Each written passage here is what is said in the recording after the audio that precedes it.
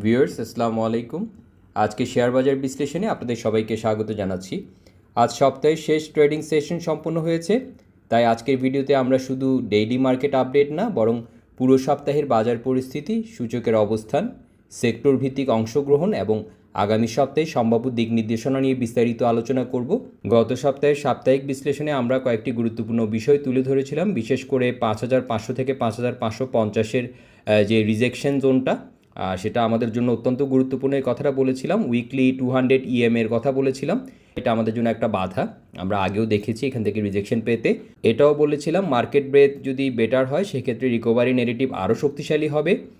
Insurance, textile এবং engineering সেক্টরের অংশগ্রহণ পর্যবেক্ষণে রাখতে হবে, সেটা বলেছিলাম।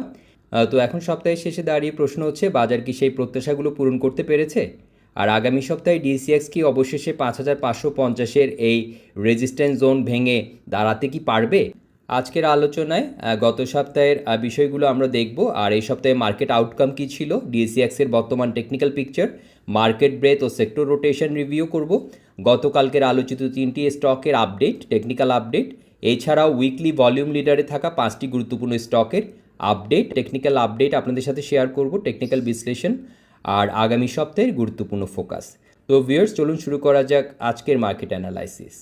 গত সপ্তাহের ভিডিওতে আমি বলেছিলাম বর্তমান বাজারকে বুল মার্কেট না বরং হোপ মার্কেট বলা বেশি যৌক্তিক, কারণ বাজারে ধীরে ধীরে এক্সপেকটেশন তৈরি হতে আমরা দেখতে পাচ্ছি ঠিকই, কিন্তু অতিরিক্ত উচ্ছ্বাস কিন্তু এখনও তৈরি হয়নি, যেটা আমরা ইউফোরিক অবস্থায় দেখতে পাই সাধারণত শক্তিশালী বুল মার্কেটের শেষ ধাপে যেটা দেখা যায়। তো আমাদের প্রধান ফোকাস কিন্তু ছিল 5300 থেকে 5360-এর যে ব্রেকআউট জোন ধরে রাখতে পারে কিনা সেটা দেখা, আর 5500 থেকে 5550-এর রেজিস্ট্যান্স জোন, উইকলি 200 ইএমএ, এটাকেও কিন্তু আমরা নজরদারিতে রাখছিলাম। তারপর হচ্ছে শক্তিশালী market breadth, insurance sector leadership, textile sector momentum এবং ইঞ্জিনিয়ারিং সেক্টর পার্টিসিপেশন। তো এই সপ্তাহের আউটকাম কি হলো? সপ্তাহের শেষে দাঁড়িয়ে আমরা দেখতে পাচ্ছি ডিসিএক্স সফলভাবে 5300 থেকে 5360-এর যে জোনটি রয়েছে সেটা ভেঙে সেটার উপর অ্যাকসেপ্টেন্স কিন্তু তৈরি করেছে আমরা দেখতে পাচ্ছি। আর সূচক কিন্তু উইকলি 200 ইএমএর উপরে এখন অবস্থান করছে, 5520 আজকে ক্লোজ করেছে। আমরা 200 ইএমএ দেখতে পাচ্ছি 5514-তে রয়েছে। আর আমরা কিন্তু দেখেছি এই সপ্তাহে 5563 পর্যন্ত কিন্তু গিয়েছিল, সপ্তাহ শেষ করেছে যদিও 5520 পয়েন্টে, 5500-এর উপরে অবস্থান এখনও ধরে রাখতে সক্ষম হয়েছে। আর আমরা কিন্তু লিকুইডিটি দেখতে পাচ্ছি বাজারে। ইন্স্যুরেন্স, ইঞ্জিনিয়ারিং এবং ফিনান্সিয়াল সেক্টরের কিছু সিলেক্টেড স্টকে আমরা দেখতে পাচ্ছি অংশগ্রহণ বেড়েছে। তবে আমাদের অবশ্যই মনে রাখতে হবে 5500 থেকে 5550-এ যে রেজিস্ট্যান্স জোন, যে ইম্পর্টেন্ট জোনের কথা আমরা বলছি, সেটা কিন্তু এখনও পুরোপুরি ভেঙে অ্যাকসেপ্টেন্স কিন্তু তৈরি করতে পারেনি। অর্থাৎ রিকভারি স্ট্রাকচার বজায় থাকলেও বাজার এখনও কিন্তু একটা গুরুত্বপূর্ণ ডিসিশন জোনে দাঁড়িয়ে আছে। তো এখন আসি ডিএসএক্সের বর্তমান টেকনিক্যাল পিকচারে। উইকলি চার্টে আমরা দেখতে পাচ্ছি ডিএসএক্স উইকলি 200 ইএমএর উপরে ক্লোজ করেছে, যেটা বলছিলাম। আরএসআইয়ের দিকে যদি আমরা তাকাই, বর্তমানে আমরা দেখতে পাচ্ছি 62 লেভেলে রয়েছে, মোমেন্টাম ভালো, হায়ার লো স্ট্রাকচার কিন্তু এখনও আমরা যদি দেখি অক্ষত রয়েছে। আর দীর্ঘমেয়াদী আমরা যেটা বলছিলাম যে একটা ডিসেন্ডিং চ্যানেলের, ডিসেন্ডিং রেজিস্ট্যান্সের একবারে একদম কাছাকাছি অবস্থান করছে, ঠিক আছে। তো এখন দেখার বিষয় যে এটার উপরে ধরে রাখতে পারছি কি না। তো বর্তমান সময়ে সবচেয়ে গুরুত্বপূর্ণ লেভেল হলো রেজিস্ট্যান্স জোন হচ্ছে 5500 থেকে 5550-এর যে জোনটি রয়েছে। পরবর্তী টার্গেট জোন হচ্ছে আমাদের 5630 থেকে 5685 যে জোনটা, আমি যেটা আপনাদেরকে গতকালও বলেছি, এই জোনটা আমাদের জন্য ইম্পর্টেন্ট। আর ইমিডিয়েট সাপোর্ট হচ্ছে 5500 যে লেভেলটা রয়েছে। আর মেজর সাপোর্ট জোন হচ্ছে 5300 থেকে 5360। তো আমার দৃষ্টিতে এখনও সবচেয়ে গুরুত্বপূর্ণ বিষয় হচ্ছে ব্রেকআউট না অ্যাকসেপ্টেন্স, যেটা আমি কয়েকটা সেশনে বলে আসছিলাম। কারণ রেজিস্ট্যান্স জোনে স্পর্শ করা এবং সেই রেজিস্ট্যান্সের উপরে স্থায়ীভাবে অবস্থান তৈরি করা দুটো কিন্তু সম্পূর্ণ ভিন্ন বিষয়। যদি আগামী সপ্তাহে বাজার 5550-এর উপরে শক্তিশালী অ্যাকসেপ্টেন্স তৈরি করতে পারে, তাহলে দীর্ঘমেয়াদী স্ট্রাকচার আরও উন্নত হতে পারে এবং 5630 থেকে 5685 জোন সামনে পরবর্তী একটি গুরুত্বপূর্ণ টার্গেট হিসাবে আমাদের সামনে কিন্তু আসতে পারে, যে জোনটির কথা আমি বলছিলাম।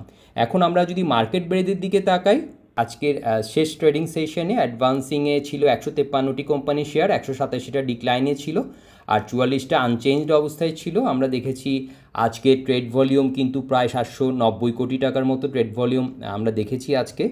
তো আজকের সেশনে ডিক্লাইনিং শেয়ারের সংখ্যা কিছুটা বেশি ছিল, তবে শুধুমাত্র একটি দিনের ব্রেথ দেখে কিন্তু বাজারের সামগ্রিক ট্রেন্ড সম্পর্কে সিদ্ধান্ত নেওয়া উচিত হবে না, কারণ বৃহত্তর উইকলি স্ট্রাকচার এখনও কিন্তু ইতিবাচক অবস্থানে রয়েছে। আমরা দেখতে পাচ্ছি সেক্টর রোটেশনের দিকে তাকালে দেখা গেছে ইন্স্যুরেন্স সেক্টর, ইঞ্জিনিয়ারিং সেক্টর এবং ফিনান্সিয়াল সেক্টরের কিছু সিলেক্টেড স্টকে আমরা সপ্তাহ জুড়ে কিন্তু তুলনামূলকভাবে বেশি লিকুইডিটি ইন্টারেস্ট লক্ষ্য করেছি। বিশেষ করে ফিনান্সিয়াল সেক্টরে কিছু শেয়ারে নতুন করে বিনিয়োগকারীদের আগ্রহ তৈরি হতে দেখা গেছে, যা আগামী সপ্তাহে আরও গুরুত্বপূর্ণ হয়ে উঠতে পারে। তো আমরা যদি ভলিউম লিডার বোর্ডের দিকে তাকাই, আমরা দেখতে পাচ্ছি উইকলি ভলিউম লিডার বোর্ডে যে স্টকগুলো আমরা দেখতে পাচ্ছি আইপিডিসি, এনসিসি ব্যাংক, ফেকদিল, Fuwang ceramic, BD Thai food, IBP, এগুলোকে আমরা দেখতে পাচ্ছি। গতকালকের আলোচিত স্টকগুলোর আপডেটগুলো আমরা একটু দেখে নিই। বিডি থাই ফুড, যেটা নিয়ে বলেছিলাম যে একটা রিকভারি স্ট্রাকচারের পরে গুরুত্বপূর্ণ একটা রিজেকশন লেভেলের কাছাকাছি আছে, strong মারুবুজু candle, volume support, momentum ভালো, এবং আজকে কিন্তু দেখেছি একটা যে ইম্পর্টেন্ট লেভেলের কথা বলেছিলাম 1490 থেকে 1540, সেই লেভেলটাকে ভেঙে অনেকটা উপরে ওপেনই করেছে 1660। এরপর একটা সেল প্রেশার যদি এসেছিলো 1610 পর্যন্ত, কিন্তু পরে এখানে ডিমান্ড সাইড খুব স্ট্রং ছিল, বায়ারদের কন্ট্রোলে গেছে এবং 1660-এ ক্লোজ করেছে। এখন ইম্পর্টেন্ট লেভেল উপরে আমরা যেটা দেখতে পাচ্ছি 17 থেকে 1750 লেভেলটা আমাদের জন্য একটা ইম্পর্টেন্ট লেভেল। তো দেখা যাক এখানে কী ধরনের রিয়েকশন দেখায়। তো এরপরে আরেকটা স্টক ছিল যেটা হচ্ছে সিমট্যাক্স। তো সিমট্যাক্সে একটা সিমেট্রিক্যাল কম্প্রেশনের ব্যাপারে বলেছিলাম। তো এখন এটা যদি ভেঙে দাঁড়াতে পারে সেক্ষেত্রে একটা ইম্পর্টেন্ট লেভেলের কথা বলেছিলাম, যেটা আমাদের জন্য গুরুত্বপূর্ণ হতে পারে 2780 থেকে 2870 যে লেভেলটা সামনে। আর অবশ্যই কিন্তু আগে সিমেট্রিক্যাল কম্প্রেশন যেটা রয়েছে এটাকে ভেঙে 26-এর উপরে ক্লোজ দিলে তখনই কিন্তু আমরা 26-এর উপরে একটা স্ট্রং ক্লোজের কথা বলেছিলাম। আমরা কিন্তু আজকে দেখেছি 2460-এ ক্লোজ করেছে। আজকে কিন্তু আমরা একটু দেখেছি এটা ইনডিসিশন ক্যান্ডেল তৈরি করেছে।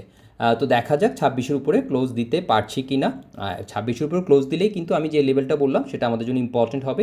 তারপর যে লাস্ট স্টকটা ছিল সেটা ছিল আরডি ফুড। তো আরডি ফুডের ব্যাপারে বলেছিলাম একটা সাপোর্টের কথা বলেছিলাম 28.5 থেকে 29-এর লেভেলটা। তো আমরা দেখেছি আজকে কিন্তু ক্লোজ করেছে 28 টাকা 80 পয়সায়, এবং অনেকটা ডার্ক ক্লাউড কাভার টাইপ একটা ফরমেশনের মতো দেখা যাচ্ছে, যদিও লোকেশন বিচারে কিন্তু ডার্ক ক্লাউড কভার হয়নি যেহেতু একটা বটমে, বাট আমরা দেখেছি ওপেনটা উপরে করেছিল, ক্লোজিংটা কিন্তু আগের ক্যান্ডেলে 50%-এর নিচে করেছে। তো এখন সাপোর্ট হিসেবে আমরা দেখতে পাচ্ছি যে এই যেটা বলছিলাম যে EMA 20 এখানে আগে সাপোর্ট হিসেবে কাজ করেছে। তো এখন এটা যদি লো আসে সেক্ষেত্রে 2790 পর্যন্ত হয়তো এখানে এই লেভেলটাকে টাচ করতে পারে সম্ভাবনা। আর এটাকে যদি আবার উপরের দিকে যেতে হয় বা ঘুরে দাঁড়াতে হয় অবশ্যই 29-এর উপর একটা স্ট্রং ক্লোজ আমরা আশা করব, ভলিউম সাপোর্ট অবশ্যই চাইবো। বাট এখন যদি আমরা দেখি এখনকার যে স্ট্রাকচার সে অনুযায়ী এখনও কিন্তু বুলিশ আমি বলবো, কারণ আজকে কিন্তু খুব একটা ভলিউম সাপোর্ট ছিল না। সো এটাকে আমরা বেয়ারিশ বলবো না, আমরা একটা ট্রেডিং পজ বলবো। যদি এখন ঘুরে দাঁড়াতে পারে আবার 29.5-এর উপর যদি আবার অবস্থান শক্ত করতে পারে সেক্ষেত্রে আবার সেখান থেকে আমি যেটা বলছিলাম যে একটা ইম্পর্টেন্ট লেভেল 34 থেকে 34.5 আর উপরে একটা 3630 বা 36 থেকে 3630-এর লেভেলটা ইম্পর্টেন্ট হতে পারে। আর যদি EMA 20 যদি ভেঙে ফেলে, যদি 2790 বা 2780 লেভেলের নিচে যদি ক্লোজ করে সেক্ষেত্রে এটা কিন্তু আরও নিচে নেমে আসতে পারে 24.5 থেকে 25 পর্যন্ত। এটা একটা হয়তো কারেকশান আমরা দেখলেও দেখতে পারি, কিন্তু এখনও আমার কাছে মনে হচ্ছে এটা এখনও কিন্তু স্ট্রং রয়েছে। আমরা যদি একটু দেখার চেষ্টা করি, দেখেন এখানে আমি এই লেভেলটার কথাও বলেছিলাম 2880, এটাও কিন্তু একটা ইম্পর্টেন্ট জায়গায় কিন্তু প্রাইসটা আজকে রয়েছে। তবে অবশ্যই 29-এর উপরে ক্লোজ দিলে এবং সেখানে ভলিউম সাপোর্ট পেলেই কিন্তু পরবর্তী যে র্যালির কথা আমরা যেটা আশা করছি সেটা হয়তো আমরা দেখতে পাবো। তো আজকে নতুন যে স্টকগুলো নিয়ে কথা বলবো, উইকলি ভলিউম লিডার বোর্ডে যে স্টকগুলো ছিল সেগুলোর দিকে একটু তাকাই। প্রথমে হচ্ছে কাশিম ইন্ডাস্ট্রিজ। আমি ডেইলি টাইম ফ্রেমে অ্যানালাইসিসটা আপনাদের সাথে শেয়ার করছি। তো আমি এখানে কিন্তু আগেও আপনাদের সাথে মনে হয় এই অ্যানালাইসিসটি শেয়ার করেছিলাম, সেখানে বলেছিলাম একটা ইম্পর্টেন্ট লেভেলের কথা 4620 থেকে 4890। রিজেকশনটা সেখান থেকে আমরা দেখেছি একটা ডার্ক ক্লাউড কভার, এরপরে কিন্তু এখন একটা সাপোর্ট দেখতে পাচ্ছি 42 থেকে 42.5 লেভেলে।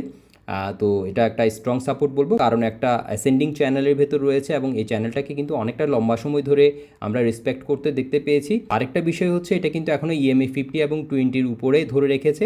আজকে 43.10-এ ক্লোজ করেছে, প্রাইস আজকে কিছুটা কমেছে আমরা দেখতে পাচ্ছি। RSI 52-তে রয়েছে। তো যেটা বলছিলাম এখন 42 থেকে 42.5 লেভেলে কী ধরনের রিয়েকশন দেখায় সেটা এখন আমাদের দেখার বিষয়। আর এখন তো EMA 20-র উপরে রয়েছে, এখান থেকে ঘুরে যদি দাঁড়াতে পারে সেই ক্ষেত্রে আমাদের জন্য একটা ইম্পর্টেন্ট লেভেল আমরা 4570 মিড পয়েন্টে আমরা দেখতে পাচ্ছি। আর সেটা ভেঙে দাঁড়াতে পারলে পরবর্তীতে আমি যেটা বলেছি যে জোনটার কথা বলেছি সেটা আমাদের জন্য ইম্পর্ট্যান্ট হবে, যেটা হচ্ছে 46.20 থেকে 48.90-এর যে জোনটা রয়েছে। এরপরে যে স্টকটা নিয়ে কথা বলবো সেটা হচ্ছে জেনেক্স ইনফোসিস। আমি 2-3টা সেশনে এটা নিয়ে কথা বলেছি। আমি বলেছি একটা রিজেকশন পয়েন্টের কথা বলেছিলাম, যেটা হচ্ছে 34 থেকে 34.80-র যে জোনটা আমরা দেখতে পাচ্ছি, এখান থেকে কিন্তু আজকে দেখেছি এই লেভেলের উপরে ক্লোজ করতে সক্ষম হয়েছে। আজকে কিন্তু 35.10-এ ক্লোজ করেছে। তো এখন দেখার বিষয় যে সামনের সপ্তাহে এটা ধরে রাখতে পারি কিনা। যদি 35-এর উপরে স্ট্রং অবস্থান ধরে রাখতে পারি সেক্ষেত্রে 37.60 আমাদের জন্য একটা ইম্পর্ট্যান্ট লেভেল হতে পারে। আজকে কিন্তু আমরা দেখতে পাচ্ছি ভলিউমের সাপোর্টও ছিল এবং স্ট্রং একটা অবস্থায় কিন্তু রয়েছে। তো এরপরে হচ্ছে অগ্নি সিস্টেম নিয়েও কিন্তু কথা বলেছি। আমি কিন্তু এখানে একটা লেভেলের কথা বলেছিলাম 30 টাকা 60 পয়সা একটা রিজেকশন আমরা দেখতে পাচ্ছি, সেখান থেকে কিন্তু একটা আমরা দেখতে পাচ্ছি ফিয়ার ফেস করছে। এবং আরেকটা কথা বলেছিলাম একটা বিয়ারিশ ডাইভারজেন্স, সম্ভাব্য বিয়ারিশ ডাইভারজেন্সের কথা বলেছিলাম। তো আমরা কিন্তু সেরকম দেখতে পাচ্ছি পরের টপটা কিন্তু তৈরি হয়েছে। তো আমরা কিন্তু একটা বিয়ারিশ ডাইভারজেন্স দেখতে পাচ্ছি। তো সেক্ষেত্রে এখন কিন্তু প্রাইসটা হয়তো কিছুটা আমি স্বাভাবিক কারেকশন বলবো না যে খুব বেশি নেমে আসবে। এখানে একটা ইম্পর্ট্যান্ট আমরা দেখতে পাচ্ছি যে পিচফর্কের একটা লেভেল রয়েছে, যেটা হচ্ছে 30 লেভেল, আজকে ক্লোজ করেছে সেখানে। তো সেটাও কিন্তু সাপোর্ট হিসেবে কাজ করছে। তো আমি বলবো যে একটা ইম্পর্ট্যান্ট ক্রিটিক্যাল জোন যেটা 30 থেকে 30-60-এর মধ্যে রয়েছে। তো এটাকে ভেঙে যদি দাঁড়াতে পারে সেক্ষেত্রে হয়তো আবার বুল রানটা কন্টিনিউ করতে পারবে।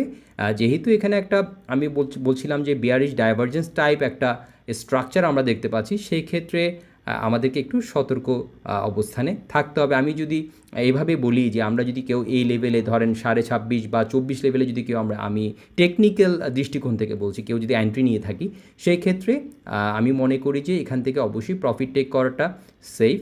আর যেটা বলছিলাম যে 30 থেকে 30-60-এর লেভেল ভেঙে যদি দাঁড়াতে পারে সেই ক্ষেত্রে একটা ইম্পর্ট্যান্ট লেভেল হয়তো 32-র কাছাকাছি, 32 থেকে 33 লেভেলের কাছাকাছি একটা লেভেল হতে পারে, যেটা আমাদের জন্য ইম্পর্ট্যান্ট হতে পারে।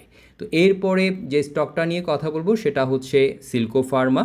তো সিল্কো ফার্মাতেও কিন্তু আমরা দেখেছি এখানে কিন্তু আমি একটা লেভেল আপনাদের সাথে শেয়ার করেছিলাম, সেটা হচ্ছে 22 টাকা 30 পয়সা। এখানে আমরা কিন্তু দেখতে পাচ্ছি এখানে একটা রিজেকশান রয়েছে। আজকে কিন্তু আমরা দেখতে পেয়েছি যদিও প্রাইসটা উপরে ওপেন করেছিল, ক্লোজটা একটু নিচে করেছে, তবে একটা ইম্পর্ট্যান্ট সাপোর্টও আমরা দেখতে পাচ্ছি এখানে 21.50 থেকে 21.70-এর যে লেভেলটা, এখানে কিন্তু ক্লোজ করেছে 21.60। তো এখনও কিন্তু এখান থেকে ঘুরে যাওয়ার সম্ভাবনা আছে। তো এখন আমরা একটা ইম্পর্ট্যান্ট এখানে একটা জোন অবশ্যই আমরা এটাকে দেখার চেষ্টা করব। 21.50 থেকে 22-20-এর যে লেভেলটা রয়েছে সেটা এখন আমাদের জন্য ইম্পর্ট্যান্ট হয়ে গেছে। এইটাকে ভেঙে যদি দাঁড়াতে পারে সেক্ষেত্রে হয়তো সেটা উপরে আরেকটা লেভেল আমাদের জন্য ইম্পর্ট্যান্ট হতে পারে, যেটা হচ্ছে আমরা দেখতে পাচ্ছি এখানে 25 থেকে 25-40-এর যে লেভেলটা আমাদের জন্য ইম্পর্ট্যান্ট হতে পারে। আর যদি এখান থেকে রিজেকশন যদি পায়, যদি 21-এর লেভেল ভেঙে যদি নিচে আসে সেক্ষেত্রে আমরা একটা সাপোর্ট হয়তো আরও নিচে আসতে পারি। সেক্ষেত্রে আমরা দেখতে পাচ্ছি 19-20-এর কাছাকাছি, 19 টাকা 80 থেকে 20-এর কাছাকাছি হয়তো এখানে একটা সাপোর্ট আমরা দেখতে পাচ্ছি। তো দেখা যাক সামনের সপ্তাহে এই লেভেলকে ভেঙে আমরা যেটা বলছিলাম যে 22-22.5-এর উপরে অবস্থান ধরে রাখতে পারছি কিনা। এখন যদি ভলিউমের কথা বলি, আজকে কিন্তু ভলিউম মোটামুটি আমরা দেখতে পাচ্ছি। সো এখান থেকে একটা প্রফিট টেকিং হওয়ার সম্ভাবনাও রয়েছে, যেহেতু আমরা দেখতে পাচ্ছি এখানে অনেকগুলো রিজেকশন। আমরা কিন্তু এখানে দেখেন ফিফথ এক্সটেনশন দিয়ে দেখলেও কিন্তু রিজেকশন দেখতে পাচ্ছি, পিচ ফর্ক দিয়ে আমরা রিজেকশন দেখতে পাচ্ছি। সো ইম্পর্ট্যান্ট একটা জায়গায় কিন্তু এখন রয়েছে প্রাইস। হ্যাঁ, যদিও আমরা এখন যদি স্ট্রাকচারের দিক থেকে বলি এখনও অনেকটা বুল অবস্থায় রয়েছে। তো আমার পুরো আলোচনাটা কিন্তু টেকনিক্যাল বেসড। সো আমি যে এক্সিটের কথাগুলো বলছি বা প্রফিট টেকের কথাগুলো বলছি অবশ্যই আপনারা হয়তো বুঝতে পারছেন সেটা টেকনিক্যাল দৃষ্টিকোণ থেকে বলছি। আর আবার বলে রাখছি আমি সবসময় যদিও আমার মেসেজ থাকে যে এটা কিন্তু কোনো প্রকার ইনভেস্টমেন্ট অ্যাডভাইস না। সো আমি শুধু টেকনিক্যাল স্ট্রাকচারটা আপনাদের সাথে শেয়ার করার চেষ্টা করছি যে কোথায় আমাদের সম্ভাব্য বাধাগুলো থাকতে পারে, কোথায় স্ট্রেংথ থাকতে পারে। তো আজকের আলোচনার যে লাস্ট স্টকটা রয়েছে সেটা হচ্ছে আইপিডিসি নিয়েও কথা হয়েছে আপনাদের সাথে। তো সেখানে আমি কিন্তু একটা জোনের কথা বলেছিলাম যেটা আমাদের জন্য ইম্পর্টেন্ট হতে পারে 22.50 থেকে 23.60 সম্ভবত। আজকে 23.70-এ ক্লোজ করেছে, মারুবুজু candle, strong candle, volume confirmation রয়েছে। সো এবং আমরা একটা ট্রায়াঙ্গেল প্যাটার্ন ব্রেকআউট হয়েছে, সেই অনুযায়ী আমরা দেখতে পাচ্ছি 26-এর কাছাকাছি একটা টার্গেট কিন্তু আমাদেরকে দেখাচ্ছে এবং 23.70-এ ক্লোজ করেছে। তো দেখা যাক যে এই জোনটাকে ভেঙে এরপরের ক্যান্ডেলটা কী হচ্ছে সেটা কিন্তু ইম্পর্টেন্ট। যদিও আমরা বলছি স্ট্রংলি বুলিশ, ভলিউম সাপোর্টও কিন্তু আমরা দেখতে পাচ্ছি, তারপরও দেখা যাক যে যেহেতু 2370 করেছে, আমরা 2360 পর্যন্ত যে জোনটার কথা বলছি এটাতে কী রিয়েকশান দেখায়। তো আশা করছি এটা কিন্তু পজিটিভ, হয়তো স্ট্রাকচারটা ধরে রাখতে পারবে, কারণ প্যাটার্নটা খুব স্ট্রংভাবে আমরা ব্রেক করতে দেখেছি। ভলিউমের সাপোর্ট রয়েছে, মোমেন্টাম ভালো, ম্যাকডি থেকেও ভালো সিগন্যাল দেখতে পাচ্ছি। তো ভিউয়ার্স, আমরা দেখে নিলাম উইকলি ভলিউম লিডার বোর্ডে থাকা 5টি কোম্পানির অ্যানালাইসিস। তো টোটাল আমরা 8টি স্টক নিয়ে আজকে কথা বলেছি। তো ভিউয়ার্স, এই সপ্তাহের আলোচিত চার্টগুলো একসাথে দেখলে একটা বিষয় কিন্তু আমাদের কাছে একদম ক্লিয়ার হয়ে যাচ্ছে, সেটা হচ্ছে বর্তমান বাজারে আমরা লিকুইডিটি ফ্লো শুধুমাত্র একটি নির্দিষ্ট সেক্টরে সীমাবদ্ধ নেই সেটা কিন্তু দেখতে পাচ্ছি, বরং টেক্সটাইল, ইঞ্জিনিয়ারিং, আইটি, ফার্মাসিউটিক্যালস এবং ফিনান্সিয়াল সেক্টরের নির্বাচিত স্টকগুলোতে কিন্তু আমরা অংশগ্রহণ দেখতে পাচ্ছি। এটি ব্রড মার্কেট পার্টিসিপেশনের একটা ইতিবাচক লক্ষণ এবং বর্তমান রিকভারি নেগেটিভকে এটা আরও শক্তিশালী করেছে আমরা দেখতে পাচ্ছি। তো ভিউয়ার্স, এই সপ্তাহে সবচেয়ে গুরুত্বপূর্ণ বার্তা যেটা আমরা দেখতে পাচ্ছি সেটা হচ্ছে গত কয়েক সপ্তাহ ধরে আমরা হোপ মার্কেটের কথা বলে আসছিলাম, এই সপ্তাহের প্রাইস অ্যাকশন সেই ধারণাটিকে আরও শক্তিশালী করেছে আমরা দেখতে পাচ্ছি। 5300 থেকে 5360-এর যে জোনটি সেটা ভেঙে অ্যাকসেপ্টেন্স তৈরি হয়েছে আমরা দেখেছি। বাজার কিন্তু 5500-র উপরে অবস্থান এখনও ধরে রেখেছে এবং সবচেয়ে গুরুত্বপূর্ণ যে বিষয় সেটা হচ্ছে বাজারে অংশগ্রহণ কিন্তু এখন শুধুমাত্র একটি সেক্টরে সীমাবদ্ধ নেই, বরং বিভিন্ন সেক্টরে আমরা ধীরে ধীরে লিকুইডিটি ছড়িয়ে পড়তে দেখতে পাচ্ছি। তবে সামনে এখনও সবচেয়ে বড় পরীক্ষা কিন্তু বাকি রয়েছে, সেটা হলো 5500 থেকে 5550-এর রেজিস্ট্যান্স জোন। তাই আগামী সপ্তাহে আমাদের প্রধান ফোকাস থাকবে 5500 থেকে 5550-এর যে রেজিস্ট্যান্স জোনের আচরণটা কী হচ্ছে, সেটা 5500 সাপোর্টটা হোল্ড করছে কি না, উইকলি 200 ইএমের যে আমরা যেটা বলছি যে উইকলি 200 ইএমের উপরে ক্লোজ করেছে সেটা ধরে রাখতে পারছে কিনা এবং অ্যাকসেপ্টেন্স তৈরি হচ্ছে কিনা, ইঞ্জিনিয়ারিং সেক্টরের মোমেন্টাম অব্যাহত থাকছে কিনা, ফিনান্সিয়াল সেক্টরে নতুন লিকুইডিটি ফ্লো আসছে কিনা সেটা আমরা দেখব, মার্কেট ব্রেথ পুনরায় শক্তিশালী হচ্ছে কিনা। এবং আরেকটা যেটা ইম্পর্টেন্ট বিষয় সেটা হচ্ছে বাজেটকে কেন্দ্র করে বাজারে ইতিমধ্যে বিভিন্ন আলোচনা ও প্রত্যাশা কিন্তু তৈরি হওয়া শুরু হয়েছে। এখন বিনিয়োগকারীরা দেখার চেষ্টা করবেন ব্যবসা বান্ধব নীতি, কর কাঠামো এবং পুঁজিবাজার সংশ্লিষ্ট কোনো ইতিবাচক বার্তা বাজারের জন্য নতুন ক্যাটালিস্ট হিসেবে কাজ করতে পারে কিনা। যদি বাজার শক্তিশালী ভলিউম এবং পার্টিসিপেশনের মাধ্যমে 5550-এর রেজিস্ট্যান্স জোন অতিক্রম করতে পারে, তাহলে 5630 থেকে 5685 যে জোনটার কথা আমি বলছিলাম সেটা হয়তো আমাদের সামনে আসতে পারে একটা ইম্পর্টেন্ট জোন হিসাবে। আর অন্যদিকে রেজিস্ট্যান্স জোন থেকে কনসলিডেশন কিংবা হেলদি পুলব্যাকও সম্পূর্ণ স্বাভাবিক একটা ব্যাপার হতে পারে। তো ভিউয়ার্স, এই বিশ্লেষণটি শুধুমাত্র আমি শিক্ষামূলক এবং তথ্যভিত্তিক উদ্দেশ্যে উপস্থাপন করেছি, এটি কোনো প্রকার বিনিয়োগ পরামর্শ নয়। তো ভিউয়ার্স, আপনাদের মতে ডিসিএক্স কি আগামী সপ্তাহে 5550-এর এই রেজিস্ট্যান্স জোন ব্রেক করতে পারবে? আপনারা কি মনে করছেন কমেন্টে জানাতে পারেন। ভিডিওটি ভালো লাগলে এবং ইনফরমেটিভ মনে হলে অবশ্যই লাইক করবেন এবং শেয়ার করবেন। ধন্যবাদ সবাইকে।